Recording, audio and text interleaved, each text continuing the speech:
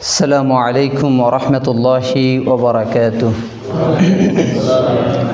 إن الحمد لله نحمده ونستعينه ومن يهده الله فلا مضل له ومن يضلله فلا هادي له وأشهد أن لا إله إلا الله وحده لا شريك له وأن محمدا عبده ورسوله. أما بعد فإن الخير الحديث كتاب الله وخير الهدي هدي محمد صلى الله عليه وسلم وشر الأمور محدثاتها وكل محدثة بدعة وكل بدعة ضلالة وكل ضلالة في النار. فأعوذ بالله من الشيطان الرجيم. بسم الله الرحمن الرحيم. يا أيها الناس اتقوا ربكم الذي خلقكم من نفس واحدة وخلق منها زوجها وبث منهما رجالا كثيرا ونساء واتقوا الله الذي تساءلون به والأرحم إن الله كان عليكم رقيبا. أعوذ بالله من الشيطان الرجيم. ولقد بعثنا في كل أمة رسولا أن اعبدوا الله واجتنبوا الطاغوت. সমস্ত প্রশংসা জগৎসম প্রতিপালক আল্লাহ সুবহানাহু ওয়া তাআলার জন্য, যিনি আমাদেরকে এই একটি মহতী ক্ষণে মজলিসে এসে বসার, কিছু কথা শোনার তৌফিক দান করেছেন। আমরা সবাই বলি আলহামদুলিল্লাহ। আল হেদায়া দাওয়া সেন্টার কর্তৃক আয়োজিত যেই মাসিক প্রোগ্রাম, প্রত্যেক মাসের ন্যায় এই মাসেও তারা আয়োজনের চেষ্টা করেছে। যারা এই কাজের জন্য সময়, শ্রম এবং অর্থ দিয়ে চেষ্টা করে যাচ্ছে, আমরা দোয়া করি আল্লাহ সুবহানাহু ওয়া তাআলা তাদেরকে উত্তম জাযা খায়ের দান করুক, কবুল করুক এবং এই প্রচেষ্টাকে আল্লাহ সুবহানাহু ওয়া তাআলা সামনে আরও অগ্রগামী হওয়ার জন্য তৌফিক দান করুক, কবুল করুক আল্লাহ সুবহানাহু ওয়া তাআলা। সম্মানিত সভাপতি এবং আগত দিনী ভাইয়েরা, আজকে সংক্ষিপ্ত পরিসরে যে বিষয়টি নিয়ে কথা বলবো তা হচ্ছে যে আকিদাতুত তাওহীদ। তো এটি খুবই মনোযোগ দিয়ে শুনতে হবে, বিষয়টি খুবই গুরুত্বপূর্ণ। আমার পূর্বে যারা এ নাগাদ কথাবার্তা বলেছে, আলহামদুলিল্লাহ, অনেক চমৎকারভাবে তারা কোরআন সুন্নাহ থেকে আলোচনা পেশ করেছে, খুবই গুরুত্বপূর্ণ এবং যা আমাদের জন্য পালনীয়। তো আকিদার বিষয়ে যে কথা প্রথমে শুরু করব, যে আকিদা শব্দ দিয়ে। আকিদা অর্থ কি? আকিদা অর্থ হচ্ছে যে বাধা, বন্ধন, গিরা। আমরা গির দিই না, দুইটা, একটা রশিকে আমরা আরেকটার সাথে গির দিই। আকদুন নিকাহ, যেমন যে বিয়ের ক্ষেত্রে আমরা আকদ করি, একটা মেয়ে আর একটা ছেলে, বর কনেকে আমরা কি করি? আকদ দিই, মানে একসাথ করি তাদেরকে। তো এই আকিদা হচ্ছে যে বাধা, বন্ধন, মানুষের দৃঢ়তম বিশ্বাসকে বলে আকিদা, যাতে থাকে না কোনো সন্দেহ। তাহলে আকিদা হচ্ছে যে বাধা, বন্ধন, গিরা, মানুষের দৃঢ়তম যে বিশ্বাস, বিশ্বাসের যে জুড়ি, এটাকে বলে আকিদা। আকিদা হচ্ছে যে একজন মুসলিমের সবথেকে গুরুত্বপূর্ণ একটি বিষয়। আকীদাবিহীন, আকীদায় সমস্যা রেখে মানুষ যত আমল আখলাক করুক না কেন, এগুলো কোনোটাই আল্লাহ সুবহানাহু ওয়া তাআলা কবুল করবেন না, গ্রহণ করবেন না। একটি হলো আকীদা, আরেকটি হলো ঈমান। আমরা ঈমানের বিষয় সবাই জানি না? ঈমানকে আমরা সবাই চিনি যে হ্যাঁ, উনি হচ্ছে ঈমানদার। আমরা বলি ঈমানদার, বলি ঈমান, বলি ঈমান বললে আমরা বুঝি, ভালো বুঝি। কিন্তু ঈমান শব্দের অর্থ হচ্ছে যে শুধু একটা জিনিসকে ঈমান বুঝায় না, শুধু বিশ্বাস। আমাদের সমাজে আমরা কিন্তু জেনে আসছি যে ঈমান অর্থ কি? বিশ্বাস। আসলে ঈমান তিনটা জিনিসের নাম। আস্তাসদিকু বিল জিনান ওয়াল ইকরারু বিল লিসান ওয়াল আমালু বিল আরকান। অন্তরে বিশ্বাস, মুখে স্বীকৃতি, সে অনুযায়ী আমল করা, এটি হচ্ছে কি? ঈমান। ইয়াজিদু বিতাআতির রহমান ওয়া ইয়ানকিসু বিতাআতিশ শয়তান। রহমান আল্লাহ সুবহানাহু ওয়া তাআলার আনুগত্য করলে ঈমান বেড়ে যাবে, শয়তানের আনুগত্য করলে ঈমান কমে যাবে। রাসূলুল্লাহ সাল্লাল্লাহু আলাইহি সাল্লাম তিনিও ঈমানের কথা বলেছেন সহিহ মুসলিমের 9 নম্বর হাদিসে। তিনি ঈমানের, যখন জিবরাইল আলাইহিস সালাম ওনাকে প্রশ্ন করেছে ঈমান কি, তখন তিনি বলেছে আনতুমিনা বিল্লাহি ওয়া মালাইকাতিহি ওয়া কুতুবিহি ওয়া রুসুলি ওয়াল ইয়াউমিল আখিরি ওয়া তুমিনা বিল কদরি খায়রি ওয়া শাররি মিনাল্লাহি তাআলা। তো এই যে আল্লাহর প্রতি বিশ্বাস, ফেরেশতাগণের প্রতি বিশ্বাস, কিতাব সমূহের প্রতি বিশ্বাস, নবী রাসূলগণের উপর বিশ্বাস, আখিরাতের উপর বিশ্বাস, ভালো মন্দ তাকদীরের উপরে বিশ্বাস। একথা বলে সহিহ মুসলিমের হাদিস এখানে শেষ। জিবরাইল আলাইহিস সালাম বলছে সাদাকতা, তুমি সত্য বলেছ। এখন যদিও অন্য হাদিসে অলবাস ইবাদাল মাউত এসেছে, মৃত্যুর পর পুনরুত্থান দিবসের উপরে ঈমান আনা, অন্য হাদিসে এসেছে। তো অলবাস ইবাদাল মাউত এবং আখিরা দুটো বিষয়টা একই। মৃত্যুর পর পুনরুত্থান যে দিবসটা, সেটা আখিরাতকে বোঝাচ্ছে। আবার আখিরাত বলল একই, যদি আমরা 7টা আমাদের বই পুস্তকে পাই, কিন্তু সঠিক হচ্ছে যে 6টা বিষয়ের পরে ঈমান আনা। এটি ঈমানের সংজ্ঞা দিয়েছেন রাসূলুল্লাহ সাল্লাল্লাহু আলাইহি সাল্লাম। তাহলে ঈমান শুধু বিশ্বাসের নাম নয়। সহিহ মুসলিমের হাদিসে 67তম হাদিসে উল্লেখ করা হয়েছে ঈমানের 60 থেকে 70-এর অধিক শাখা রয়েছে। 1 নাম্বার হচ্ছে যে লা ইলাহা ইল্লাল্লাহ বলা, এবং সর্বনিম্ন হচ্ছে যে রাস্তা থেকে কষ্টদায়ক বস্তু দূর করা। ওয়াল হায়াউ শুবাতুন মিনাল ঈমান, লজ্জা ঈমানের একটা শাখা। এখন দেখেন, রাস্তা থেকে কষ্টদায়ক বস্তু দূর করা, এটাও কিন্তু ঈমান। লজ্জা ঈমান, সালাত ঈমান, জিহাদ ঈমান, সৎ কাজের আদেশ ঈমান, অসৎ কাজের নিষেধ ঈমান। এরকম ঈমানের অনেক শাখার কথা বলেছে। তার মানে আমরা দেখি আমলও ঈমানের অংশ। ঈমান শুধু বিশ্বাসের নাম নয়, এর সাথে আমলও আছে, কাজও আছে। তাহলে ঈমান বলতে অন্তরে বিশ্বাস, সে অনুযায়ী স্বীকৃতি এবং আমলে বাস্তবায়ন করার নাম হচ্ছে ঈমান। আর আকীদা হচ্ছে শুধু বিশ্বাসের নাম, যে এর প্রচলনটা বেশি হয় আকীদার। কিন্তু আমাদের সমাজে মানুষ ঈমানটাকে বেশি বুঝে, বেশি চিনে। তাহলে ঈমান এবং আকীদার মধ্যে কিছু পার্থক্য রয়েছে, আকীদা হচ্ছে শুধু বিশ্বাস, আর ঈমান হচ্ছে যে বিশ্বাস এবং সে অনুযায়ী আমল করা, এবং আমল করতে হবে। একজন লোক বিশ্বাস করলো সালাতকে, যদি সালাত না পড়ে হবে? তাকে সালাত আদায় করতে হবে। সে বলছে আমি আল্লাহকে বিশ্বাস করি, আমার ঈমান শক্ত আছে, কিন্তু সালাত পড়ে না। সালাত না পড়লে কি হয়েছে? আমার ঈমান শক্ত আছে।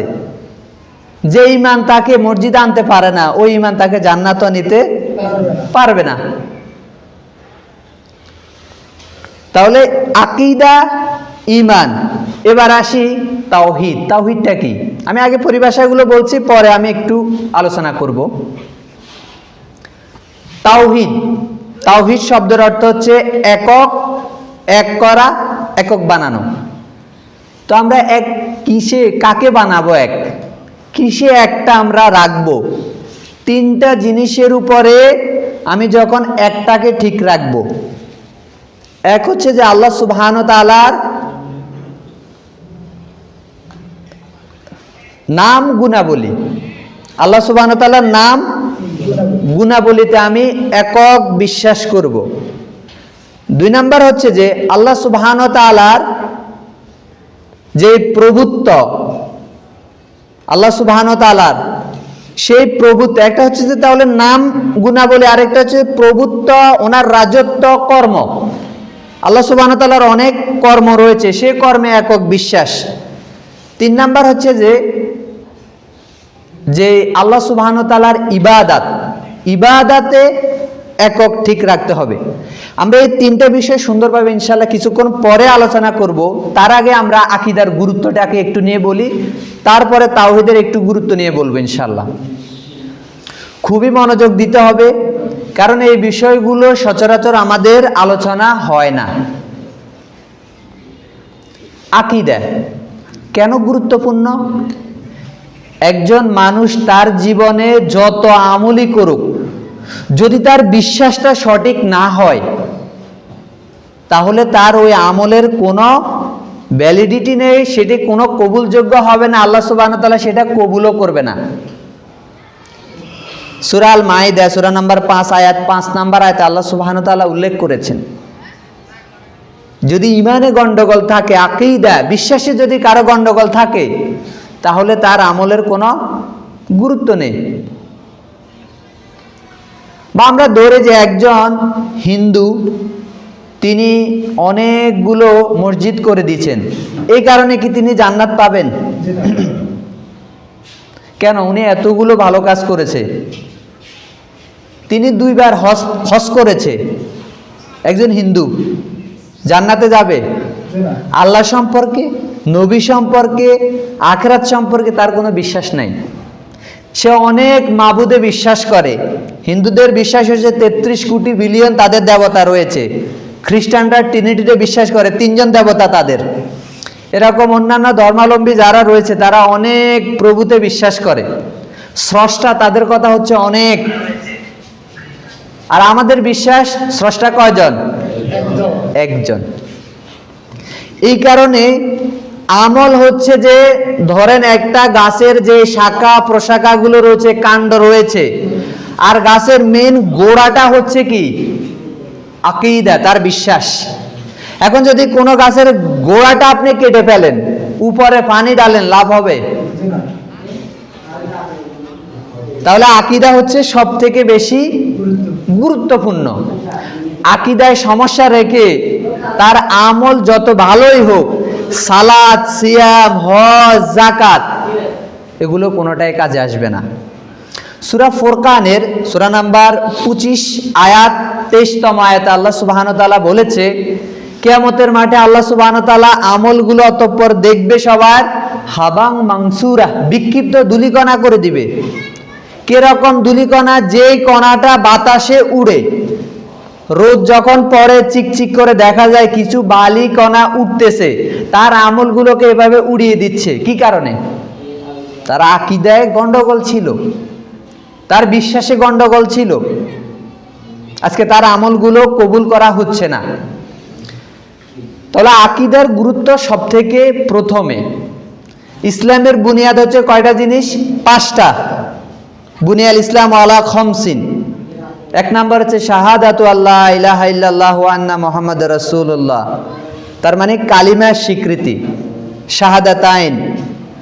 এই সাক্ষ্য দেওয়া যে আল্লাহ সুবহানাহু ওয়া তাআলা ছাড়া সত্যিকার কোনো মাবুদ নাই, নবী মুহাম্মদ সাল্লাল্লাহু আলাইহি সাল্লাম আল্লাহর বান্দা এবং রাসূল, এটাকে আমরা বলি শাহাদাতাইন। এটা না বলে কেউ মুসলিম হতে পারে না।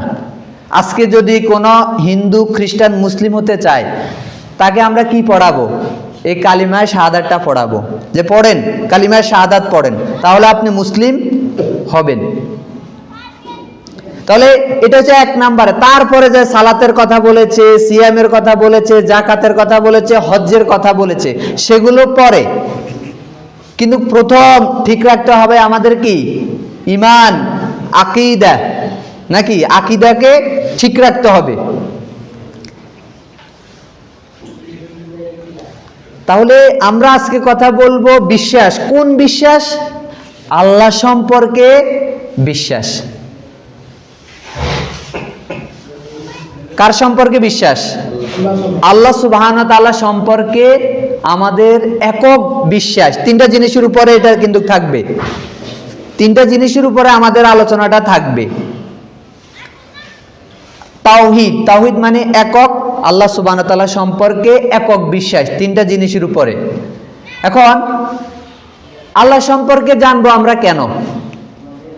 কারণ যে আল্লাহ আমাদেরকে সৃষ্টি করেছেন, শুধু আমাদেরকে, এই যে পৃথিবীতে আমরা যা কিছু দেখছি, মানুষ, জীবজন্তু, পশু পাখি, যা কিছু আছে সব কিছুকে সৃষ্টি করেছেন আল্লাহ সুবহানাহু ওয়া তাআলা, সৃষ্টি করেছেন। তো আমাকে যিনি সৃষ্টি করেছেন তার সম্পর্কে যদি না জানি, তাহলে তাকে প্রথমত তার মর্যাদা সঠিকভাবে দিতে পারবো না। তিনি যেই উদ্দেশ্যে সৃষ্টি করেছেন সে উদ্দেশ্যটা আমরা পালন করতে পারবো না। শয়তান আমাকে ওয়াসওয়াসা দিবে তার সম্পর্কে না জানলে, উল্টাপাল্টা আমাকে বিশ্বাস আমার ভিতরে ঢুকিয়ে দিবে শয়তান, নাকি? তাহলে আমরা আল্লাহ সুবহানাহু ওয়া তাআলা সম্পর্কে জানতে হবে, এটির গুরুত্ব বেশি। আপনি যদি কোরআনে দেখেন, প্রথম আয়াত যেটা নাজিল হয়েছে সেটা কি? সূরা আলাক ৯৬ নম্বর সূরার ১ নম্বর আয়াত, ইকরা বিইসমি রাব্বিকাল্লাযী খলাক। পাঠ করো, পড়ো তোমার রবের নামে যিনি তোমাকে সৃষ্টি করেছেন। তাহলে কে আমাকে সৃষ্টি করেছে? আল্লাহ সুবহানাহু ওয়া তাআলা সৃষ্টি করেছে। তো আল্লাহ সুবহানাহু ওয়া তাআলার নামে পড়া হচ্ছে যে আমার প্রথম কাজ, প্রথম পড়া। আপনি যদি কবরে চলে যান, প্রথম আপনাকে কোন প্রশ্নটা করবে? আবু দাউদের হাদিসে এসেছে, ৪৭৫৩ নাম্বার হাদিস, প্রথম প্রশ্ন করবে মান রব্বুকা, তোমার রবকে। আমাকে কার সম্পর্কে জিজ্ঞেস করছে? রব সম্পর্কে জিজ্ঞেস করছে। যদি আমি সঠিক বিশ্বাস না রাখি, যদি সঠিকভাবে না জানি, তাহলে আমি তো তাকে মানব না, আমি অন্য শয়তানের পথগুলোতে আমরা চলে যাব। তাহলে রব সম্পর্কে জানা, এটি হচ্ছে যে বেশি গুরুত্ব। আকীদা, এই আকীদার গুরুত্ব এত বেশি যে পৃথিবীতে যত নবী রাসূল এসেছে তারা কিসের দাওয়াত দিয়েছে? আপনি যদি কোরআন দেখেন, কোরআনে সূরা আরাফ ৭ নম্বর সূরার ৫৯ নম্বর আয়াত, নূহ আলাইহিস সালাম তার কওমকে বলছে, উনি তো প্রথম রাসূল, তার সময় শিরক বাসা বেঁধেছে প্রথম। তো তিনি তার কওমকে বলছে, ইয়া কওমে ইবুদুল্লাহ মা লাকুম মিন ইলাহি গায়রু, হে আমার কওমের লোকেরা, তোমরা একনিষ্ঠভাবে আল্লাহ সুবহানাহু ওয়া তাআলার ইবাদত করো। সকল নবী পৃথিবীতে এসে এই দাওয়াতটা দিয়েছে, ইয়া কওমে ইবুদুল্লাহ মা লাকুম মিন ইলাহি গায়রু, হে আমার কওমের লোকেরা, একনিষ্ঠভাবে আল্লাহর ইবাদত করো। এটি কি? তাওহীদের গুরুত্ব, আকীদার গুরুত্ব। রাসূলুল্লাহ সাল্লাল্লাহু আলাইহি সাল্লাম মাক্কি জীবনে, মক্কাতে 13 বছর দিকে দিকে গিয়ে শুধু বলেছেন,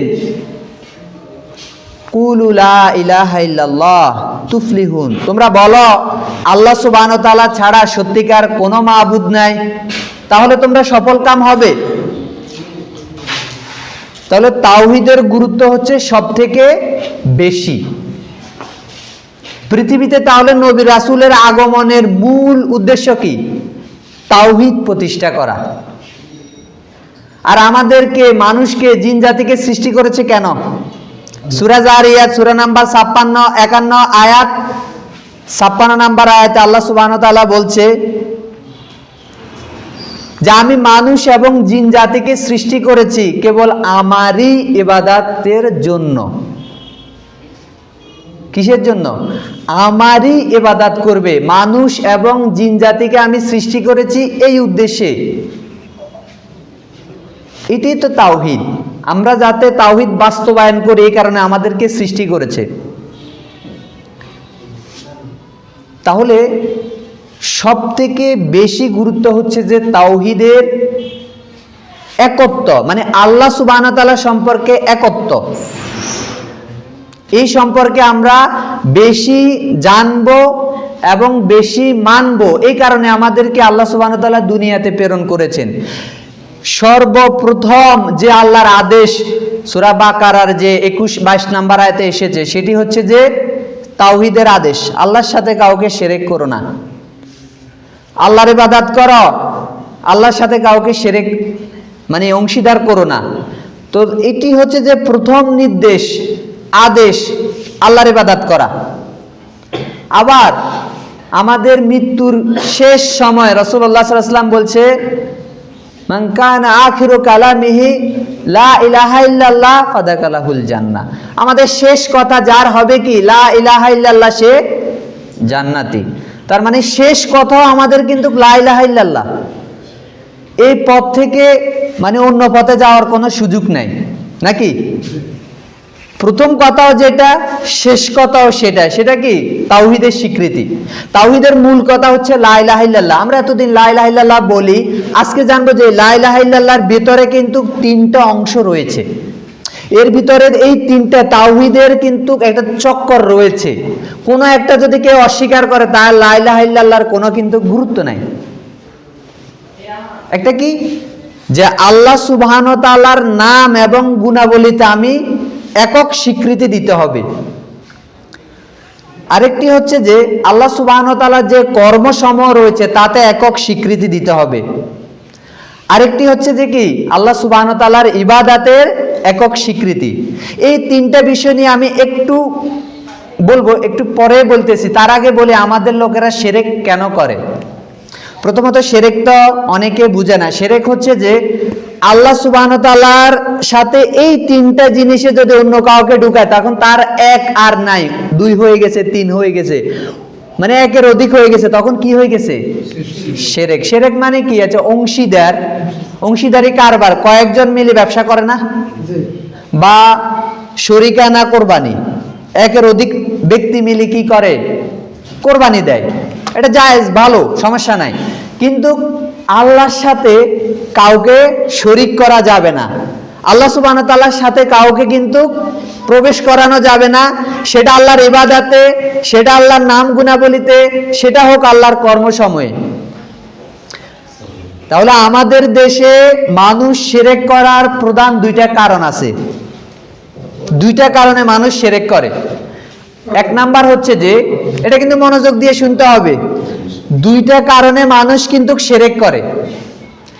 1 নাম্বার কারণ হচ্ছে যে মক্কার কাফেররা আল্লাহ সুবহানাহু ওয়া তাআলাকে মানার পরে, আল্লাহ সুবহানাহু ওয়া তাআলাকে স্বীকার করার পরেও তারা কেন শিরক করেছে এটা না জানা। 1 নাম্বার কারণ মক্কার কাফেররা কোন ধরনের তাওহীদ লঙ্ঘন করেছে এটা না জানা 1 নাম্বার কারণ। 2 নাম্বার কারণ হচ্ছে যে রব এবং ইলার পার্থক্য আমাদের লোকেরা করতে পারে না। রব এবং ইলার পার্থক্য না করতে পারার কারণে শিরক করে। তাহলে আমি 2টা কারণ বলছি, খুবই গুরুত্বপূর্ণ। 1 নাম্বার যেটা, মক্কার কাফেররা তারা আল্লাহকে কিন্তু স্বীকার করত, তারা হজ করত, তাদের ছেলের নাম রাখতো আব্দুল্লাহ, আল্লাহর বান্দা নাম রাখতো তারা, আব্দুল মুত্তালিব। তারা কথায় কথায় কসম করত, ওয়াল্লাহি, আল্লাহর কসম। তারা কাফেররা, মক্কার কাফেররা, রাসূল সাল্লাল্লাহু আলাইহি ওয়াসাল্লামের সময় কাফেররা, আবু জাহেল সে বদর যুদ্ধে যাওয়ার আগে আল্লাহ সুবহানাহু ওয়া তাআলার কাছে দোয়া করতেছে। সূরা আনফালের 32তম আয়াতে উল্লেখ করা হয়েছে, 33তম আয়াতের দিকে এটা রয়েছে। সে দোয়া করতেছে, আল্লাহুম্মা ইন কানা হুয়াল হাক্কু মিন ইনদিকা ফাআমতির আলাইনা হিজরাম মিনাস সামাই আবিতিনা বিন আযাবিন আলিম। হে আল্লাহ, আমরা যদি সত্য না হই, মুহাম্মদ যদি সত্য হয়, তাহলে আসমান থেকে ফাতর বৃষ্টি বর্ষণ করে আমাদেরকে, অথবা যন্ত্রণাদায়ক শাস্তি দিয়ে আমাদেরকে শেষ করে দেন। সে আল্লাহর কাছে দোয়া করতেছে। আব্রাহা যখন হস্তি বাহিনী নিয়ে আসতেছে, কাবাঘর ধ্বংস করবে, তখন আব্দুল মোত্তালিব যাই বলছে যে আব্রাহা, তুমি আমার 200 উট আটকিয়ে ফেলেছো, সেটা দিয়ে দাও। তো বলছে আমি তো কাবা ঘর ধ্বংস করার জন্য আসছি, সে বিষয়ে যে তুমি কিছু বলছো না। কোন এই কাবা তো এর একটা রব আছে, মালিক আছে, আমি তো উটের মালিক, আমি কিন্তু কাবার মালিক না। এই কাবার আল্লাহর ঘর, আল্লাহ এটা রক্ষা করবে। যাই তিনি বলতেছে জনপদের লোকেরা পাহাড়ে আশ্রয় নাও, আব্রাহা হুসলি বাহিনী নিয়ে আসতেছে, কাবা ধ্বংস করবে, তোমাদেরকে শেষ করবে, তোমরা আশ্রয় নাও, আল্লাহর ঘর আল্লাহ রক্ষা করবে। সে আল্লাহকে কিন্তু বিশ্বাস করত। মক্কার কাফেররা আল্লাহকে বিশ্বাস করত, আল্লাহ একজন আছে, তারা এটা জানতো, কিন্তু তারপরও তারা কিন্তু কাফের। কি কারণে কাফের? এটা না জানা হচ্ছে যে শিরকের একটা পথ। আমাদের সমাজে আমাদের যে লোকেরা রয়েছে তারা এই পয়েন্টটা কিন্তু জানে না। মক্কার কাফেররা তারা আল্লাহকে জানতো, আল্লাহকে মানতো, সবকিছু করার পরও কেন তারা বড় কাফের? কেন তারা কাফের? রাসূল ইসলাম কেন তাদের সাথে যুদ্ধ করেছে? কেন তাদের রক্ত হালাল ছিল? কেন তাদের ধন সম্পদ হালাল, এগুলো কেড়ে নেওয়া হালাল ছিল, যুদ্ধ করাটা বৈধ ছিল? কি কারণে? একটাই কারণ, শুধু আমাদের লোকেরা এই জিনিসটা না বুঝার কারণে, যে মক্কার কাফেররা আল্লাহকে জানার পরে তারা আল্লাহর নাম নিত। যখন রাসূল ইসলাম ওহী নিয়ে এসেছে, তখন ওনার স্ত্রী খাদিজা রাদিয়াল্লাহু আনহাকে যখন উনি বলেছে, তখন তিনি বলতেছে, রাসূল ইসলাম বলছে যে আমি আশঙ্কা বোধ করছি হতে পারে আমি বাঁচবো না, বা আমাকে একটা যে কি একটা ধরে আমাকে বলছে পড়ো, আমি পড়ছি। উনি একটু ভীত সন্ত্রস্ত ছিল। রাসূল সাল্লাল্লাহু আলাইহি সাল্লাম আমাকে কম্বল দিয়ে চেপে ধরো, তিনি বলছে আমাকে কম্বল দিয়ে চেপে ধরো, জ্বর চলে আসছে। তো খাদিজা রাদিয়াল্লাহু আনহা বলতেছে, সহিহ বুখারী 3 নাম্বার হাদিস, কাল্লা, কখনো নয়, ওয়াল্লাহি, আল্লাহর কসম, আল্লাহ আপনাকে ধ্বংস করবে না। আপনি যে যারা বিপদগ্রস্ত তাদেরকে সাহায্য করেন, বিধবা যারা তাদেরকে সাহায্য করেন, পথহীন লোককে পথ দেখান, এভাবে ওনার গুণাবলীগুলো বলা শুরু করছে, আল্লাহ আপনাকে কখনো ধ্বংস করবে না। আমরা এই পয়েন্টে আসি, তিনি বলছে আল্লাহর কসম, আল্লাহ আপনাকে ধ্বংস করবে না। তার মানে আল্লাহতে বিশ্বাস করতো তারা, এখনো তো উনি ঈমান আনে নাই, সবে মাত্র ওহী নিয়ে আসছে। উনি বলতেছে কি, কাল্লা, কখনো না, ওয়াল্লাহি, আল্লাহর কসম, আল্লাহ আপনাকে ধ্বংস করবে না। সে আল্লাহকে মানতো। যখন অনাবৃষ্টি দেখা দিল, তখন রাসূল ইসলামের চাচা আবু তালেব তিনি লোকদেরকে ডেকে রাসূল সাল্লাল্লাহু আলাইহি ওয়াসাল্লামকে ওনার পিঠকে কাবার সাথে দেওয়ালের দিকে ঠেকিয়ে বলছে, হাত তোলো, আল্লাহর কাছে দোয়া করছে। অনাবৃষ্টি যখন দেখা দিত দোয়া করতো, এবং তারা তখন বৃষ্টি আসতো, আল্লাহ বৃষ্টি দিবে, তারা এই বিশ্বাসটা করত। এবং সূরা আনকাবুতে 29তম সূরার 65তম আয়াতে রয়েছে যে যখন তারা সমুদ্রে পথে বিচরণ করত, যখন ঝড় উঠত, তখন তারা একনিষ্ঠভাবে আল্লাহকে ডাকতো। আল্লাহ সুবহানাহু ওয়া তাআলা বলছে, তাদেরকে যখন আল্লাহ উদ্ধার করত, ওই কিনারে গিয়ে তারা যখন সেফ হয়ে যেত, নিরাপদ হতো, তখন তারা শিরক করত। তারা বলতো আমাদেরকে, আমাদের হোবা, আমাদের যে লাত মূর্তি রয়েছে, মানাত মূর্তি রয়েছে, মূর্তি আমাদেরকে বাঁচিয়েছে। কিন্তু ওই সময় আল্লাহকে ডাকতো। আল্লাহ সুবহানাহু ওয়া তাআলা বলছে তারা একনিষ্ঠভাবে আল্লাহকে ডাকতো। আমাদের লোকেরা এই ক্ষেত্রে আসি শিরক করে, যখন ঝড় তুফান হয় তখন কাকে ডাকে? আল্লাহ সুবহানাহু ওয়া তাআলাকে ডাকে। যখন আল্লাহ উদ্ধার করে তো তখন কি বলে? ওই সুন্দরবন আমাদেরকে রক্ষা করেছে, সুন্দরবন না থাকলে আমরা শেষ হয়ে যেতাম। এটা শিরক না? সুন্দরবন বুঝি আমাদেরকে রক্ষা করতে পারে? তো আমি বুঝাতে চাইলাম যে মক্কার কাফেররা আল্লাহকে স্বীকার করত। এবার আমি দলিল দিব, কোরআনের কত জায়গাতে আল্লাহ সুবহানাহু ওয়া তাআলা এই কথাটা বলেছে, মক্কার কাফেররা যে স্বীকার করত। মনোযোগ দিতে হবে কিন্তু। সূরা লোকমান 31তম সূরার 25তম আয়াতে, সূরা ইউনুস 10তম সূরার 18তম আয়াতে, 31তম আয়াতে রয়েছে, এবং সূরা রয়েছে যে জুখরুফ 43তম সূরার 9 এবং 47তম আয়াতে, সূরা মুমিনুন 23তম সূরার 85 এবং 86তম আয়াতে, অনেক আয়াতে আল্লাহ সুবহানাহু ওয়া তাআলা বলছে ওয়ালাইল সালতাহুম মান খালাকাস সামাওয়াতি ওয়াল আরদা লা ইয়াকুনুনা আল্লাহ। যখন মক্কার কাফেরদেরকে হে নবী তুমি জিজ্ঞেস করো আসমান জমিনের মালিককে, তারা তো বলবে আল্লাহ। আল্লাহ সুবহানাহু ওয়া তাআলা বলছে তাদেরকে যদি জিজ্ঞেস করো হায়াত এবং মওতের মালিককে, তারা তো বলবে আল্লাহ। তারা স্বীকার করত, কিন্তু তাদের সমস্যা কি? তারপরও তারা কাফের কেন? তারা আল্লাহকে স্বীকার করত, হায়াত মওতের মালিক আল্লাহ সেটাও মানত, রিজিকের মালিক আল্লাহ সেটাও মানত, তারা চন্দ্র সূর্যের মালিক আল্লাহ সেটাও মানত। তাদের সমস্যা আল্লাহর কর্মসমূহ তারা স্বীকার করত, আল্লাহকে স্বীকার করত, আল্লাহর কর্মসমূহ স্বীকার করত, কিন্তু বাকি আরো যে দুইটা জিনিস আছে এগুলাতে তাদের একক বিশ্বাস ছিল না। এটা হচ্ছে মক্কার কাফেরদের কথা বললাম যে তাদের শিরক করার পেছনে একটা কারণ, তারা কোন ধরনের তাওহীদকে লঙ্ঘন করত। তারা আল্লাহর কর্মসমূহকে অস্বীকার করত না, সেটা মানত, কিন্তু আল্লাহর একনিষ্ঠ আল্লাহর ইবাদত করতে হবে এটাতে তাদের দ্বিমত ছিল। তাদের কথা হচ্ছে না, আমরা এতদিন যে মূর্তিদেরকে ডেকেছি এই মূর্তিরা হচ্ছে আমাদের সুপারিশকারী, আল্লাহর কাছে পৌঁছে দেয়। এই যে মূর্তি আছে 360টা আমাদের যে দেবদেবীরা আছে, লাত মানাত হোবা হুজ্জাত ইয়াগুস ইয়াগুত, এরকম অনেক নামে তাদের মূর্তি ছিল। তারা বিশ্বাস করত। সূরা জুমারের 39তম সূরা 3 নম্বর আয়াতে উল্লেখ করা হয়েছে যে আল্লাহ সুবহানাহু ওয়া তাআলা বলছে তারা বলতো মা নাবুদুহুম ইল্লা লিকাররিবুনা ইলাল্লাহি যুলফা, এরা আমাদেরকে আল্লাহ পর্যন্ত পৌঁছে দেয়, এরা হচ্ছে সুপারিশকারী।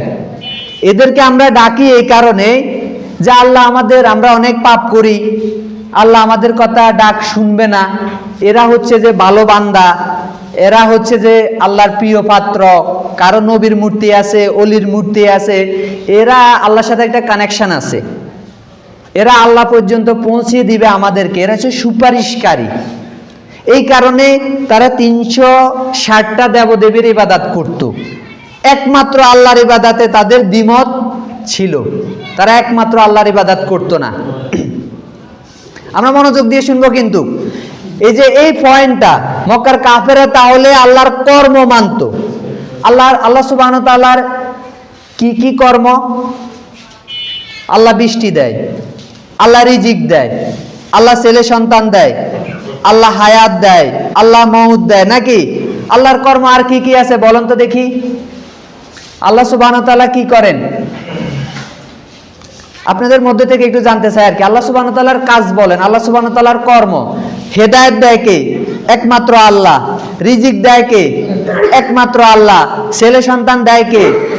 একমাত্র আল্লাহ। এই এক, কিন্তু আমি যতক্ষণ বলবো আল্লাহর কর্ম এক, ঠিক রাখতে হবে, দুই করার সুযোগ নেই। দুই করলে আপনার ঈমান চলে গেছে, শিরক হয়ে গেছে, তাওহীদ চলে গেছে, এক আর নাই, তাওহীদ অর্থ এক। তো এই ক্ষেত্রে এক ঠিক থাকবে ততক্ষণ যতক্ষণ আমি আল্লাহর কর্মসময় এক ঠিক রাখবো, নাকি? আল্লাহর কর্মসময়, আল্লাহ রিজিক দেয়, কত মিনিট? এটা একটু তাহলে শেষ করি। তাহলে আল্লাহ সুবহানাহু ওয়া তাআলা কি দেয়? রিজিক দেয়। আল্লাহ সুবহানাহু ওয়া তাআলা ছেলে সন্তান দেয়। এখন ছেলে সন্তান আপনি কার কাছে চাইবেন? না, আপনি যদি চলে যান মাজারে তো কি হবে? এই যে একের সাথে দুইয়ে শিরক হয়ে আপনার ঈমান বিতাড়িত হয়েছে, আপনি বলতে পারেন নাই, শিরক হয়ে গেছে। রিজিক দেয় কে? একমাত্র আল্লাহ। কিন্তু আপনি বিশ্বাস করছেন না, আমার ওই দোকানটা আর ওই গাড়িটা হচ্ছে আমার রিজিক, এই কারণে টাকা পাইলে প্রথমে আপনি চুমা দিয়ে রাখেন ওখানে, নাকি? যে এটা হচ্ছে আবার বন্ধ সময় চুমা খান, এটা আমার রিজিক, যেদিন আগুনে পোড়া যাবে এটা সেদিন খাওয়াবে না আল্লাহ? আচ্ছা, যখন এটা ছিল না তখন কি আল্লাহ খাওয়ায় নাই? এটা রিজিকের মাধ্যম, কিন্তু এটা রিজিক না। রিজিক দেয় কে? আল্লাহ। বিভিন্ন মাধ্যমে খাওয়াবে, যেদিন এটা থাকবে না সেদিনও আল্লাহ খাওয়াবে, নাকি? ছেলে সন্তান চাইতে হবে কার কাছে? একমাত্র আল্লাহর কাছে। হেদায়েত দেয় কে? একমাত্র আল্লাহ, নাকি? তাহলে এই যে এই পয়েন্টে এসে আমাদের একটু সমস্যা ঘটে যায়। কোনটা? আমি 2 নম্বরে যেটা বলছিলাম, রব এবং ইলার মধ্যে পার্থক্য না করতে পারা হচ্ছে যে শিরকের একটা পথ। আমাদের লোকেরা যে শিরিক করে এই জিনিসটা বুঝে না, রব কি আর ইলাহ কি। রব হচ্ছে যে আল্লাহ সুবহানাহু ওয়া তাআলা প্রতিপালন করে, আমাদেরকে লালন পালন, আমরা যেরকম ওই যে আমাদের গাভী লালন পালন করি, দেখাশোনা করি, সব কিছু আমরা করি না। তো আল্লাহ সুবহানাহু ওয়া তাআলা আমাদেরকে খাওয়াচ্ছেন, জন্ম যে আমাদেরকে পৃথিবীতে এনেছেন নাকি, আবার মৃত্যু দিবেন, আমাদের রিজিক দিচ্ছেন, ছোট থেকে আমরা বড় হচ্ছি, কে করছে? আলো বাতাস অক্সিজেন কে দিচ্ছে? আল্লাহ সুবহানাহু ওয়া তাআলা, একমাত্র আল্লাহ দিচ্ছে। এটা কিন্তু হচ্ছে যে আপনার রব, তিনি, তার অনেক কর্ম রয়েছে, আপনি স্বীকার করছেন নাকি? আচ্ছা, ইলা কি?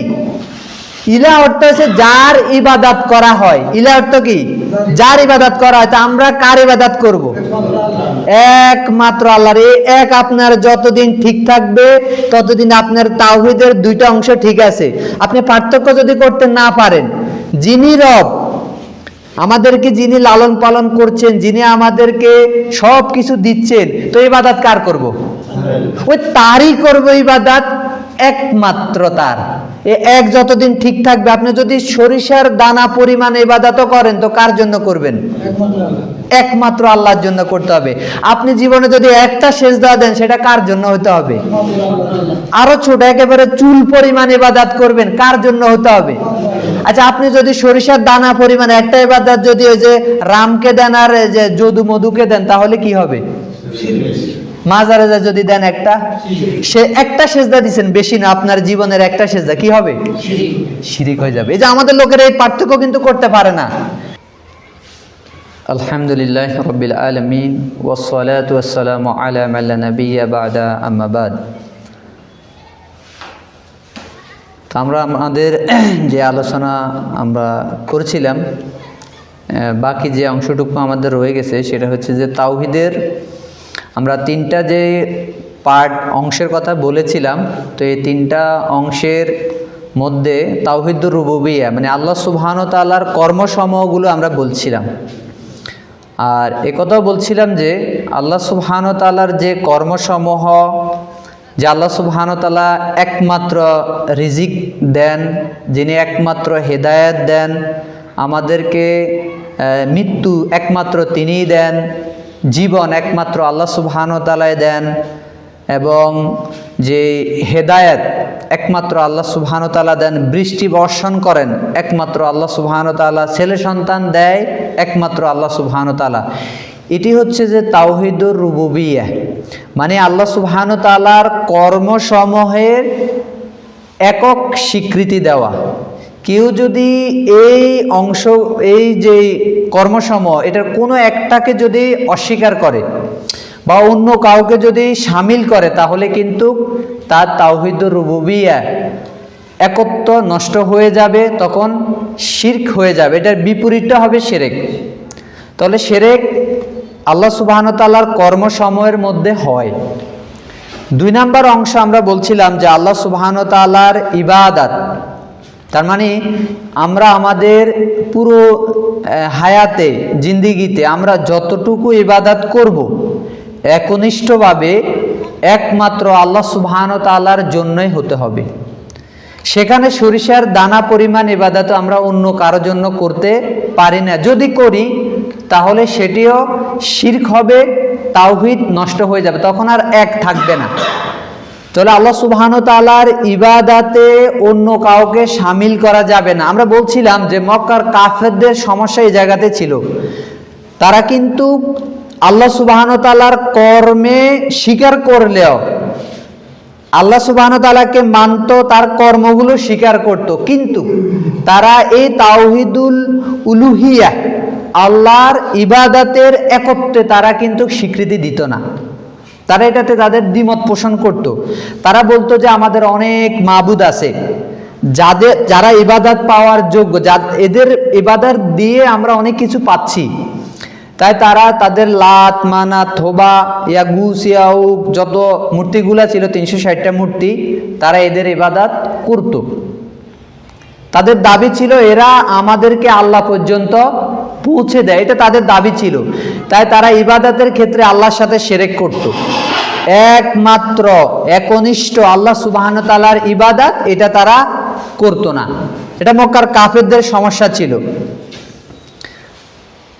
তাহলে ইবাদাতে এসে আমাদের যাবতীয় যত ইবাদত, এখন ইবাদত কি? আমাদের সালাত হচ্ছে ইবাদত, হজ হচ্ছে ইবাদত, যাকাত হচ্ছে ইবাদত, কোরআন তেলাওয়াত হচ্ছে ইবাদত, জিকির হচ্ছে ইবাদত। যত ইবাদত আমাদের শরীয়ত সমর্থিত অর্থাৎ কোরআন এবং সুন্নাতে রয়েছে, সকল ইবাদত আমরা কার জন্য করব? একমাত্র আল্লাহর সন্তুষ্টির জন্য, আল্লাহর উদ্দেশ্যে করব। এটাকে বলে তাওহীদুল উলুহিয়া, মানে ইবাদতের ক্ষেত্রে একত্ব, অন্য কাউকে প্রবেশ করা যাবে না। যদি কেউ এখানে আল্লাহ সুবহানাহু ওয়া তাআলাকে ব্যতি রেখে অন্য কারো ইবাদত করে তাহলে হবে চরম শিরক। তার মানে আল্লাহ সুবহানাহু ওয়া তাআলা সব কিছু বান্দার মেনে নিবে, এই শিরকটা কিন্তু মেনে নিবে না। কি কারণে?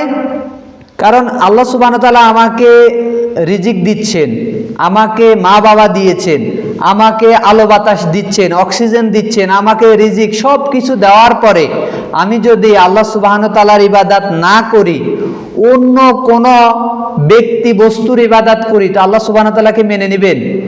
আল্লাহ সুবহানাহু ওয়া তাআলা এটা কখনোই মেনে নেবেন না।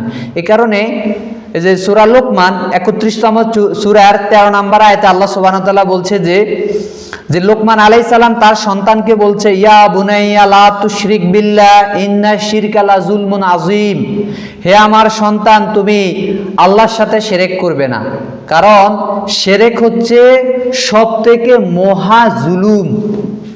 জুলুম কেন বলেছে? কারণ আল্লাহর সব কিছু দেওয়ার পরে যখন আল্লাহর হক দিচ্ছে না, তখন আল্লাহর সাথে জুলুম করছে সে। আল্লাহ তাকে সৃষ্টি করেছে, আল্লাহ সব কিছু দিচ্ছে, তারপরে সে আল্লাহর ইবাদত করছে না, সে মাজারে পড়ে রয়েছে, সে অন্য ব্যক্তির কাছে সাহায্য চায়, সে অন্য কারো কাছে ধর্ণা দেয়, তো আল্লাহ সুবহানাহু ওয়া তাআলা এটি কখনোই মেনে নেবেন না। এই কারণে এটা হচ্ছে মহা জুলুম। আমাদের কোনো একজন ব্যক্তি যদি সে কারো ভরণ পোষণের দায়িত্ব নেয়, সমগ্র জীবন তার ভরণ পোষণ যদি দেয়, আর সে যদি তার কথা না শুনে অন্য কারো কথা শুনে, সে কি মেনে নেবে? সে মেনে নেবে না। তো আল্লাহ সুবহানাহু ওয়া তাআলা বলছে যে বান্দা, আমি তো তোমাকে সবকিছু দিচ্ছি, তুমি আমার এত পাপ করার পরে, আমার অবাধ্য হওয়ার কারণে তো আমি তোমাকে বাঁচিয়ে রেখেছি, তোমাকে আমি অক্সিজেন ফ্রিতে দিচ্ছি নাকি, তোমার সবকিছু দিচ্ছি, তারপরে তুমি আমাকে বাদ দিয়ে অন্য কারো ইবাদত করবে, এটি আল্লাহ সুবহানাহু ওয়া তাআলা মেনে নেবেন না। এটি হচ্ছে উলুহিয়া শিরক।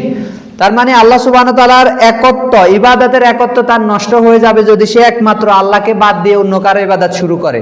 তাহলে আমাদেরকে দেখতে হবে শরীয়তে যত ইবাদত রয়েছে, এই ইবাদতগুলো কার জন্য করতে হবে?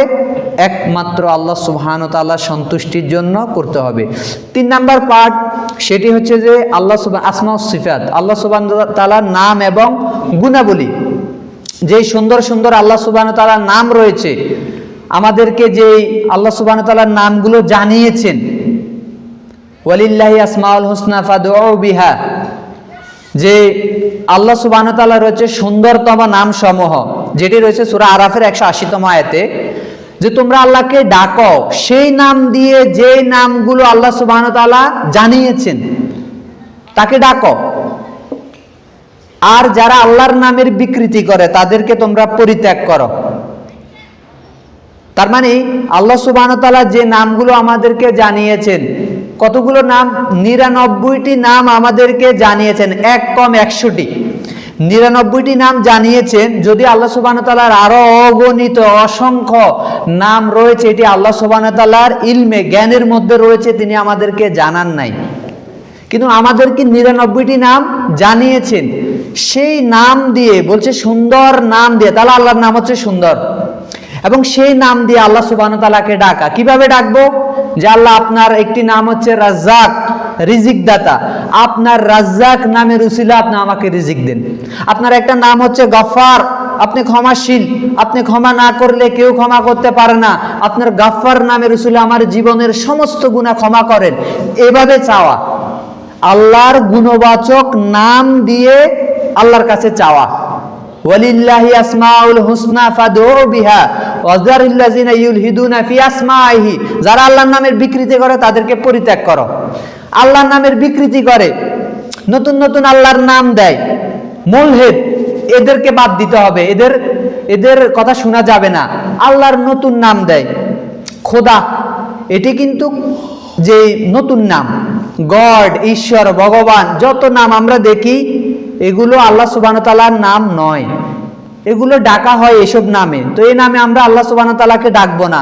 সুন্দর নাম হয়েছে, এবং আল্লাহর নাম শুধু নাম নয়, আমাদের নাম শুধু নাম, আমাদের নাম শুধু নাম, আমাদের নামের সাথে গুণ যুক্ত নেই। যেমন একটা মেয়ের নাম হচ্ছে জমিলা, সুন্দরী, কিন্তু সে কালো, তার নামের সাথে গুণ নেই। একটা ছেলের নাম আলিম, জ্ঞানী, কিন্তু সে পড়াশোনা করে না।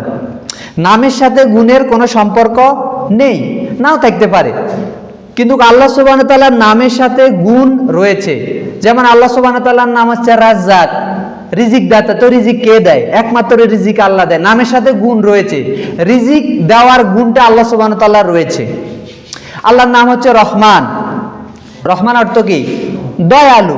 তাহলে দয়া একমাত্র আল্লাহ সুবহানাহু ওয়া তাআলা হচ্ছে দয়ালু, সর্বশ্রেষ্ঠ দয়ালু, যে দয়ার কারণে আমরা পাপ করার পরও আল্লাহ আমাদেরকে শাস্তি দিচ্ছে না। দুনিয়াতে আমাদেরকে অক্সিজেন দিচ্ছে, খাওয়ার দিচ্ছে, রিজিক সবই দিচ্ছে নাকি? আল্লাহ সুবহানাহু ওয়া তাআলা রহমান নামের কারণে অমুসলিমরা আল্লাহ সুবহানাহু ওয়া তাআলার ইবাদত করে না, তারপরেও কিন্তু রিজিক পাচ্ছে। এটা আল্লাহ সুবহানাহু ওয়া তাআলা রহমান, তাই নামের সাথে গুণ রয়েছে। তাহলে আল্লাহ সুবহানাহু ওয়া তাআলার যতগুলো নাম রয়েছে, আল্লাহ সুবহানাহু ওয়া তাআলার একটি নাম হচ্ছে খালিক, সৃষ্টিকর্তা। তো সৃষ্টি কে করে? একমাত্র সৃষ্টিকর্তা হচ্ছে আল্লাহ সুবহানাহু ওয়া তাআলা। আমাদের মানুষেরা বা জিন জাতি কেউ সৃষ্টি করতে পারবে?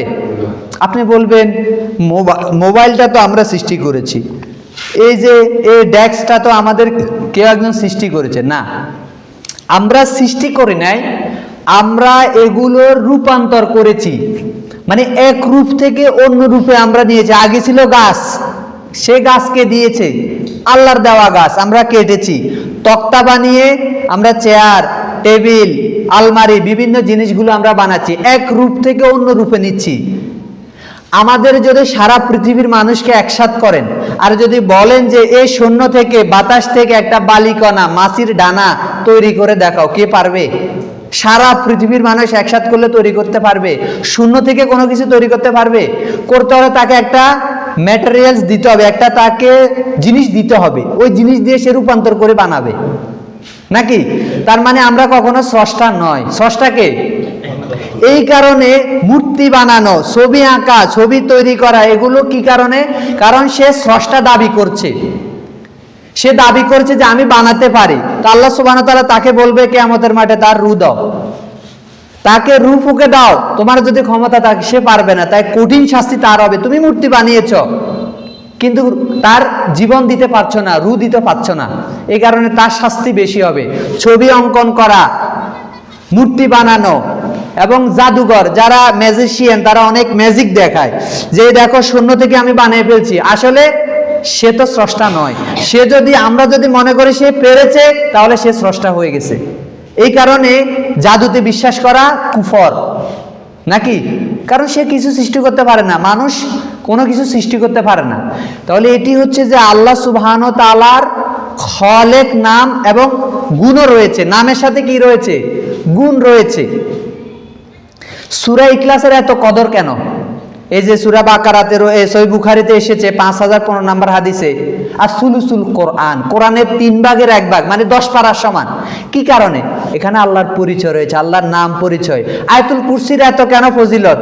কারণ এখানে আল্লাহর পরিচয় রয়েছে, নাম রয়েছে, গুণ রয়েছে, আল্লাহ সুবহানাহু ওয়া তাআলার পরিচয় রয়েছে। এই কারণে এটার অনেক মর্যাদা, পুরো কোরআন জুড়ে আল্লাহর নাম, গুণ এগুলো রয়েছে। তাহলে আমরা আসমা ও সিফাত হচ্ছে যে আল্লাহর নাম এবং গুণাবলী। কাফেররা এটা স্বীকার করতো না, তাহলে তারা দুইটা অস্বীকার করতো, আল্লাহর ইবাদত অস্বীকার করতো, আল্লাহর নাম গুণ তারা অস্বীকার করতো। তাদেরকে যখন বলা হতো, এই যে সূরা ফুরকানে রয়েছে 60তম আয়াতে, তাদেরকে যখন বলা হতো রহমানের নামে লুটিয়ে পড়ো, সেজদা করো, তারা বলতো রহমান এ আবার কে? তোমরা বললে কি আমরা সেজদা করব নাকি? তারা আল্লাহর নামকে অস্বীকার করত। আল্লাহ সুবহানাহু ওয়া তাআলা রহমান পরিচয় দিয়েছে যে রহমান, তোমরা কোন কোন নিয়ামত অস্বীকার করবে? সূরা রহমান, একটা সূরায় রয়েছে রহমান। তারা কিন্তু আল্লাহর নামকে অস্বীকার করত। তারা বলতো আমরা চিনি হুবাকে, আমরা চিনি লাতকে। আপনি যদি এখন কোনো হিন্দুকে বলেন আল্লাহকে মানো, যে রহমানকে মানো, রাজ্জাককে মানো, গফফারকে মানো, তারা বলবে আরে আমরা চিনি ঈশ্বরকে, আমরা চিনি রামকে, আমরা চিনি ভগবানকে, আমরা চিনি যে আমাদের লক্ষ্মী, দুর্গা, কালী, সরস্বতী, ভগবতী, আমরা চিনি এদেরকে। তার মানে সে আমাদের আল্লাহর নাম এবং আল্লাহকে অস্বীকার করে নাকি? মানে নাম আল্লাহ সুবহানাহু ওয়া তাআলার গুণাবলী সে অস্বীকার করবে, নামও অস্বীকার করবে। সে বলবে যে না, লক্ষ্মী হচ্ছে কল্যাণের দেবী, আমাদেরকে কল্যাণ দেয় লক্ষ্মী। এই যে তাদের বিশ্বাস, এক একটা মানে দেবতা তাদের এক একটাতে বিশ্বাসে আছে, তারা এটা মনে করে। তাহলে পৃথিবীবাসী তারা কিন্তু আল্লাহ সুবহানাহু ওয়া তাআলার নাম গুণাবলী এটি অমুসলিমরা অস্বীকার করে, তারা মেনে নেয় না। আরেকটা অস্বীকার করে ইবাদাতে। যদি আল্লাহ সুবহানাহু ওয়া তাআলার কর্মসমূহ মক্কার কাফেররা স্বীকার করত, দুঃখজনক আমাদের আজকে যারা যেই মাজারপন্থী রয়েছে, পীর পূজারী রয়েছে, তারা কিন্তু এগুলো কোনোটাই, এই তাওহীদের যে 3টা পার্ট বললাম কোনোটাই মানে না। মক্কার কাফেররা তো একটা মানতো, এরা কোনোটাই মানে না। তারা বলে যে রিজিকের মালিক হচ্ছে আমাদের পীর সাহেব, অসুস্থতা থেকে রোগের আরোগ্য দেয় আমাদের এই পীর সাহেব, ছেলে সন্তান দেয় আমাদের পীর সাহেব, আমাদের ব্যবসার উন্নতি ঘটায় এই পীর সাহেব। তাহলে কি হলো? তারা কিন্তু যেটা মক্কার কাফেররা মানতো সেটা তো আজকে তাদেরকে সমস্যা দেখা দিল। ইবাদত তো তারা আল্লাহর করে না, তারা কার ইবাদত করে? সেজদা দেয় কাকে? ওই পীরকে সেজদা দেয়, কবরকে সেজদা দেয়। নাম গুণাবলিতে আসলো তারা আল্লাহ সুবহানাহু ওয়া তাআলার এগুলো, তার মানে তারা তিনটাই অস্বীকার করে। তারা টোটালি যেই তাওহীদ, এই তাওহীদটা তারা মানে না। মক্কার কাফেররা যেটা স্বীকার করত সেটাতে আমাদের আজকের মাজার পূজারী, কবর পূজারীদের সমস্যা, 1 নাম্বার। 2 নাম্বার বিষয় হচ্ছে যে মক্কার কাফেররা কিন্তু ভালো মানুষের ইবাদত করত। ওই যে লাত যে ছিল, সে তো হাজীদেরকে ছাতু খাওয়াতো, সে অনেক ভালো লোক ছিল। সে মৃত্যুর পরে লোকজন তার মূর্তি বানিয়েছে, সে তো বলে না, সে ভালো মানুষ ছিল। তারা ভালো, যারা এই যে ইয়াগুদের কথা বললাম, এরা অনেক ভালো লোক ছিল, এরা ধার্মিক পুরুষ নূহ আলাইহিস সালামের যুগে ছিল, সূরা নূহের 23তম আয়াতে রয়েছে। এরা ভালো ছিল, এদেরকে পরবর্তী লোকেরা ইবাদত করেছে। আজকে আমাদের ভালো মানুষের ইবাদত নয়, যে গোসল করে না, যে নামাজ পড়ে না, যে উলঙ্গ হয়ে থাকে, ওই খারাপ মানুষের ইবাদত করে। তারা মক্কার কাফেরদের থেকে এরা বড় কাফের। আরেকটা কারণে এরা বড় কাফের, মক্কার কাফেররা যখন রাসূল সাল্লাল্লাহু আলাইহি ওয়াসাল্লামের সময় যে কাফেররা ছিল, তারা এগুলোর কারণে তারা কাফের। কিন্তু আমাদের যারা মাজার পূজারী, কবর পূজারী, দেখবেন যে তারা মনে করে আমরা মুসলমান। আমাদের অন্য কাফের যারা আছে তারা কাফের বলে দূরে আছে, যে আমরা মানি না, ইসলাম মানি না, আমরা দূরে আছি। এরা দাবি করে আমরা মুসলমান, কিন্তু এরা সব থেকে বড় কাফের হয়ে আছে। তাই এরা হচ্ছে সব থেকে বেশি বিপজ্জনক। কারণ আজকে লক্ষ লক্ষ কিন্তু মানুষ এদেরকে মুসলমান মনে করে এদের দলে যোগ দিচ্ছে। আমরা মনে করি অন্তত যে তারা তো লা ইলাহা ইল্লাল্লাহ বলেছে, কিন্তু দেখেন তার লা ইলাহা ইল্লাল্লাহ যে কত আগে কাটা গেছে। কি কারণে কাটা গেছে? লা ইলাহা ইল্লাল্লাহ বললেই হয় না, এটা টিকিয়ে রাখা দরকার। এই 3টা অংশ যখন তার চলে গেছে, তখন লা ইলাহা ইল্লাল্লাহ তো আর নাই, তার কাটা গেছে। গেছে না? কাটা গেছে না? চলে গেছে তার। রাসূল সাল্লাল্লাহু আলাইহি ওয়াসাল্লাম বনি হানিফ গোত্রের সাথে যুদ্ধ করেছে, কিন্তু তারা তো লা ইলাহা ইল্লাল্লাহ বলতো। ওই যে পরে মুনাফিকি করলো, তারা লা ইলাহা ইল্লাল্লাহ আর এটা রইলো না, তখন যুদ্ধ করছে। আলী রাদিয়াল্লাহু তাআলা আনহু একদল লোকরে একেবারে তাদেরকে, ওনাকে আল্লাহ বানিয়ে ফেলেছে আলী রাদিয়াল্লাহু তাআলা আনহুকে। উনি এদের সাথে যুদ্ধ করেছে, এদেরকে আগুন দিয়ে একেবারে জ্বালিয়ে শেষ করে দিয়েছে। তো ইবনে আব্বাস রাদিয়াল্লাহু তাআলা আনহু বলছে যে এটা ঠিক হয় নাই, মানে আগুন দিয়ে জ্বালানো এটা আল্লাহর কাজ, শাস্তি দিবে আগুন দিয়ে আল্লাহ, এই কারণে এটা ঠিক হয় না। বাকি তাদেরকে যে হত্যা করেছে এটা ঠিক আছে। কারণ কেউ যদি দিন থেকে বের হয়ে যায়, মান বাদদালা দীনাহু ফাকতুলু, কে যদি দিন থেকে বের হয়ে যায় তাকে হত্যা করো, এটা ঠিক আছে, মুরতাদ হয়ে গেছে সে। কিন্তু আগুন দিয়ে কেন পুড়িয়েছে এটা নিয়ে সাহাবীরা একটু দ্বিমত করেছে। বাকি তারা তো লা ইলাহা ইল্লাল্লাহ বলেছে। আমরা মনে করি যে অন্তত মাজার পূজারি হলো সে তো লা ইলাহা ইল্লাল্লাহ বলছে, কিন্তু তার লা ইলাহা ইল্লাল্লাহ যে কত আগে কাটা গেছে, সে যে শুধু কাফের না, সে বড় কাফের। তাদের বিরুদ্ধে সোচ্চার মানে কঠোর থাকতে হবে, কারণ তাদের দলে মানুষেরা প্রতিনিয়ত যাচ্ছে শুধু কি বলে, মুসলিম বলে। আমরা মনে করি তারা মুসলমান, অন্তত লা ইলাহা ইল্লাল্লাহ ঠিক আছে, কিন্তু না, তাওহীদ যখন থাকে না তখন লা ইলাহা ইল্লাল্লাহ থাকে না। তাহলে লা ইলাহা ইল্লাল্লাহ এই তিনটা আমি তাওহীদের অংশ বললাম, এগুলো জুড়ে হচ্ছে লা ইলাহা ইল্লাল্লাহ। লা ইলাহা ইল্লাল্লাহ স্বীকৃতি যদি কেউ দেয়, সে আল্লাহর স্বীকৃতি দিল। আর আল্লাহর অনেকগুলো যেহেতু নাম আছে, তাহলে নামের স্বীকৃতি সে দিল। আল্লাহ সুবহানাহু ওয়া তাআলা এখানে বলতেছে যে লা ইলাহা, আল্লাহ ছাড়া কোন সত্য উপাস্য ইবাদতের মালিক নেই, একমাত্র ইবাদত কার? আল্লাহর। তাহলে আল্লাহর ইবাদতের স্বীকৃতি করলো, আল্লাহ স্বীকৃতি দিল, সেখানে আল্লাহর প্রভুত্ব, মালিক, আল্লাহর যে কর্মসমূহ সেগুলোরও স্বীকার করলো। তার মানে লা ইলাহা, এই লা ইলাহার ভিতরে তার তিনটা অংশ ঢুকে গেল। যখন একজন লা ইলাহা ইল্লাল্লাহ স্বীকৃতি দেয়, তখন সে আল্লাহর ইবাদতেরও স্বীকৃতি দিল, একনিষ্ঠ ইবাদতের। আমরা কেন বলি না লা রব্বা ইল্লাল্লাহ, আল্লাহ ছাড়া কোনো রব নাই? ওটা তো মক্কার কাফেররা রব হিসাবে আল্লাহকে মানত, কিন্তু ইলাহ হিসাবে তারা মানত না। আমরা ইলাহ হিসাবে মানতে হবে এবং আল্লাহকে রব হিসাবে মানতে হবে, আল্লাহর নাম গুণাবলী মানতে হবে। তাহলে আমি তিনটা বিষয় বললাম, আর এটা এত গুরুত্বপূর্ণ। এই তিনটার যদি কোনো একটা আমাদের লঙ্ঘন হয়, তাহলে আমরা শিরকের মধ্যে চলে গেলাম। আর যদি কারো শিরক থাকে, তাহলে সে যদি এই অবস্থায় মারা যায়, সে জান্নাতে যাবে না, কারণ তার সমস্ত শিরক করলে সমস্ত আমল কি হয়ে যায়? নিষ্ফল, বরবাদ হয়ে যায়। সূরা আনামের 88 নম্বর আয়াতে আল্লাহ তাআলা বলছে যে ওয়ালাউ আশরাকু লাহাবিতানহুম মা কানু ইয়ামালুন, যদি তোমরা শিরক করো তোমাদের আমল সব নিষ্ফল হয়ে যাবে। কোন একজন মুসলমান, আল্লাহ না করুক, সে যদি এখন মূর্তি পূজা শুরু করে, তো ঈমান, তার আমল আকলা কিছু থাকবে নাকি? সব বিতাড়িত। আজকে কেউ হিন্দু হয়ে গেছে, তাহলে তার আমল সব কি চলে গেছে না? শিরক করলে এরকম আমলগুলো বিতাড়িত হয়, সব আমল বরবাদ হয়ে যায়, ডিলিট হয়ে যায়, ফরম্যাট হয়ে যায়, একেবারে শেষ। রাসূল সাল্লাল্লাহু বলছে আল্লাহ সুবহানাহু ওয়া তাআলা, যেটি সূরা জুমারের 39তম সূরা 65তম আয়াতে রয়েছে, লাইং আশরাকতা লা ইয়াহবাতান্না আমালুক ওয়া লা তাকুনান্না মিনাল খাসিরিন, যদি আপনিও শিরক করেন আপনার সমস্ত আমল হে নবী বরবাদ হয়ে যাবে, ক্ষতিগ্রস্তদের অন্তর্ভুক্ত হবে এবং আপনাকে কোথায়? জাহান্নামে নিক্ষেপ করা হবে। ক্ষতিগ্রস্ত হলে পরিণাম হচ্ছে জাহান্নাম। সূরা মাইদাতে রয়েছে 5তম সূরার 72তম আয়াতে, যদি কেউ শিরক করে তাহলে তার জন্য ফাকাদ হারামাল্লাহু আলাইহিল জান্নাহ, জান্নাতে একেবারেই হারাম, চিরতরে হারাম। সে কোথায় থাকবে? চিরস্থায়ী জাহান্নামে। যদি তার তাওহীদ ঠিক না থাকে, একত্ব যদি তার নষ্ট হয়ে যায়, যদি সে শিরক করে, একত্ব নাই মানে শিরক ঢুকে যায়। একত্বের বিপরীত হচ্ছে শিরক। এক মালিকানা ব্যবসা, আর একটা হচ্ছে যে অংশীদারি ব্যবসা, একের অধিক ব্যক্তি। এক নাই তার মানে শরীক হয়ে গেল।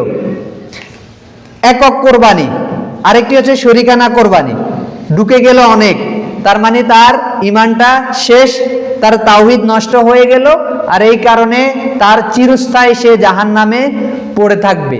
এটা খুবই ভয়ঙ্কর। আর যদি তার জাররা পরিমাণ ঈমান থাকে, ওই যে বললাম জাররা পরিমাণ মানে কি, ওদিনকে বললাম জাররা পরিমাণ মানে কি, ঈমানের 6টি রুকন অন্তত ঠিক থাকতে হবে। ঠিক আছে, এই যে তাওহীদ বললাম, তাওহীদ তার ঠিক থাকতে হবে। এগুলাতে গন্ডগোল করলে তারা জাররা থাকবে না। জাররা পরিমাণ ঈমান থাকলে তার পরিণাম কি? জান্নাত, সর্বশেষ প্রতিদান পাবে সে জান্নাত, এবং তার জন্য দুনিয়াতে নিরাপত্তা। সূরা আনামে রয়েছে 6তম সূরার যে 82তম আয়াতে রয়েছে, আল্লাযীনা আমানু ওয়া লাম ইয়ালবিসু ঈমানাহুম বিযুলমিন উলাইকা লাহুমুল আমনু ওয়া হুম মুহতাদুন, যদি তারা ঈমানকে ঠিক রাখে, ঈমানের সাথে জুলুমকে, মানে জুলুম মানে ওই যে ওই আয়াতে বললাম শিরক, শিরকের মিশ্রণ যদি না করে, তাহলে তাদের জন্য দুনিয়াতে নিরাপত্তা এবং তাদের জন্য তারা হেদায়েতের উপর রয়েছে, সঠিক পথের নিশ্চয়তা তাদের জন্য, তারাই সফল কাম, হেদায়েতের উপর রয়েছে, তাদের জন্য নিরাপত্তা, যদি ঈমানকে তারা নষ্ট না করে, তাওহীদকে তারা ঠিক করে। সূরা আরাফে 96 নম্বর আয়াতে এসেছে যে আসমান এবং জমিনের সকল বরকতের দরজা তাদের জন্য আল্লাহ সুবহানাহু ওয়া তাআলা উন্মোচিত করে দিবে, যদি তারা তওবা করে, যদি ঈমান আনে, যদি তাদের ঈমান স্বচ্ছ থাকে। আবার তিরমিজির হাদিসে রয়েছে 3540তম হাদিসে রয়েছে, যদি আসমান সমতুল্য পাপ নিয়ে সে কিয়ামতের মাঠে উঠে, আল্লাহ সুবহানাহু ওয়া তাআলা বলছে, ইয়া ইবনে আদম, হে আদম সন্তানেরা, ইন্নানি লাকিতানি লা তুশরিক বি শাইয়া, তোমরা যদি আল্লাহর সাথে শিরক বিহীন মানে কি তাওহীদ নিয়ে যদি উঠো, আসমান জমিন পরিমাণ যদি তোমার পাপ থাকে আর এর মধ্যে যদি শিরক না থাকে, তার মানে তাওহীদ যদি ঠিক থাকে, তো আমি আল্লাহ সুবহানাহু ওয়া তাআলা আসমান জমিন পরিমাণ তোমার সাথে ক্ষমা রহমত নিয়ে উঠবো, আমি তোমার সমস্ত পাপ ক্ষমা করে দেব। সুবহানাল্লাহ। যাবতীয় পাপ, অগণিত পাপ, আসমান সমতুল্য পাপ, কিন্তু তার তাওহীদ স্বচ্ছ, জান্নাতের নিশ্চয়তা আছে, আল্লাহ সুবহানাহু ওয়া তাআলা ক্ষমা করবে। তাহলে এটি খুবই গুরুত্বপূর্ণ যে আমরা তাওহীদের বিষয়গুলো জানবো, তাওহীদের যে বিষয়গুলো এগুলো শিখব। তাওহীদ আল্লাহ সুবহানাহু ওয়া তাআলার একত্ব, কর্মে, নাম গুণাবলীতে, ইবাদাতে, তিনটা জিনিস, কর্মে, নাম গুণাবলীতে, ইবাদাতে, এই তিনটা বিষয় আমরা একক ঠিক রাখবো এবং এর জন্য আমরা পড়াশোনা করব, আমরা অনেক জানবো, তাহলে আমাদের ঈমানটা স্বচ্ছ হবে। আজকে আমাদের দুঃখজনক, আমরা ঈমানের সম্পর্কে বেখবর, কিন্তু আমরা দাবি করি আমরা ঈমানদার, আমরা ঈমান নিয়ে মরতে চাই, কিন্তু ঈমানের সংজ্ঞা জানি না, ঈমান ভঙ্গের কারণ জানি না, ঈমান আছে কিনা সেটাও জানি না।